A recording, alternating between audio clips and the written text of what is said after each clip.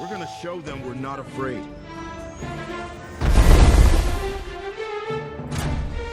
What our mothers and fathers fought for, we will not let die. Not today. Today we make our last stand for the galaxy. Happiness is the feeling that power increases, that resistance is being overcome. It's a quote by philosopher Friedrich Nietzsche. He suggests that happiness is about having control of your surroundings. When people resist, they take back their agency, and that sense of self drives happiness. Often, people feel trapped in what they are supposed to be or how they are supposed to feel. Traditions and societal standards traps us in this box, and sometimes we fight and claw our way out to fall back down. We should get married. We should start a family. We should find a job. We should respect our traditions. Joyland, directed by Saim Saddiq, viewed in its 1:1 aspect ratio, shows us a glimpse into this box and forces us to look deeper and closer.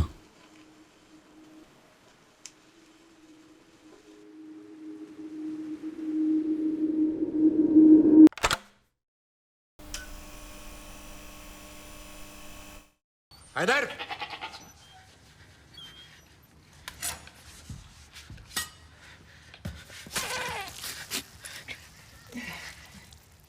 In Joyland, various characters are seen choosing to resist traditions or acting beyond the rules given to them by society. Mumtaz wanted to work, finding passion and joy in her job. Haider, instead, took over her role of being a housewife, taking care of the household along with his sister-in-law. He also transgressed by implicating himself in a sexual relationship with Biba, a transgender dancer.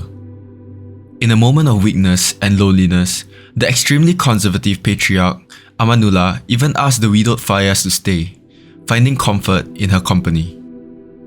These were all acts that defies the common traditions and societal standards in the movie setting of present-day Pakistan. These acts were attempts to regain agency and take control of their surroundings.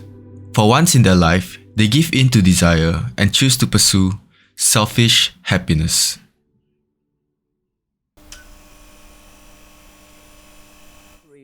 For any story to be an individual story, it will always be, whatever you do will have too much impact on the other people, and if you're not including that, then it almost feels like a dishonest structure for a film. However, their selfish desires are short-lived. The negative impact that these characters create from the desire of happiness is far too great, and they must conform in the end. Mumtaz went back to becoming a housewife. Haider got a job and cut his relationship with Biba after learning of Mumtaz's pregnancy. Amanullah did not stand up for Fayaz and sent her back home. The happiness of oneself is stunted to minimize the preconceived inconvenience of others. Although they resisted, they cannot fully transgress as they are trapped in the expectations of their family and society. Society's perception also plays a huge role in the characters' actions.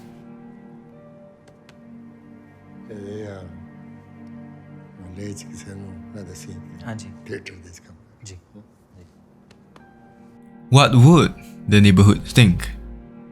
The neighborhood, which symbolized society, felt like the villain that constantly stops our characters' desires.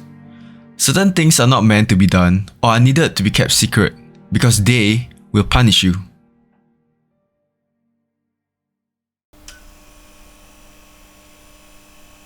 Joyland treats happiness and selfish desires as sins. In a scene where Mumtaz and Nuchi are literally in the amusement park Joyland, they showed a glimpse of happiness, only to follow it up with a Quran interpretation of transgression is, he has certain limits, so do not go beyond them. Do not then transgress them, for who transgress them are evildoers.